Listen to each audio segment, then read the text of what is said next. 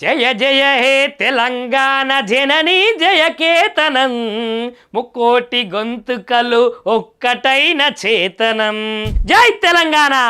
ఇగోనులా తెలంగాణ అంటేనే మనకు మణిమాణికంగా చెప్పుకునేది తెలంగాణ తల్లి. మరి ఇట్లాంటి తెలంగాణ తల్లిని ప్రతి అకేషన్ అప్పుడైతే మనము పూలదండలతోటి సత్కరిస్తాము, కొబ్బరికాయలు కొడతాము, బొట్లు పెడతాము. ఆ తల్లిని అమ్మా తెలంగాణను సుభిక్షంగా చూడు అని ఫస్ట్ మొక్క అయితే తెలంగాణ తల్లికి మొక్కుతాం కదా.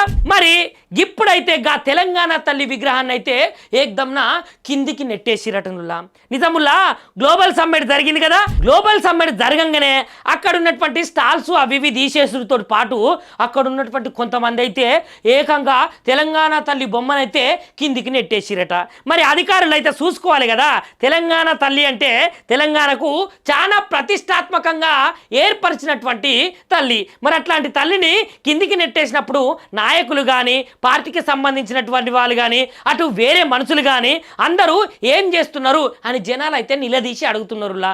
తెలంగాణ తల్లి మనందరికీ తల్లే కదా. మరి అట్లాంటి తల్లిని అవమానించినప్పుడు ఏ ఒక్క నాయకుడు ముంగటికి రాలేదేంది ఈ రాజకీయ పార్టీలకు సంబంధించిన నాయకులు అని జనాలు అయితే ప్రశ్నిస్తున్నారు.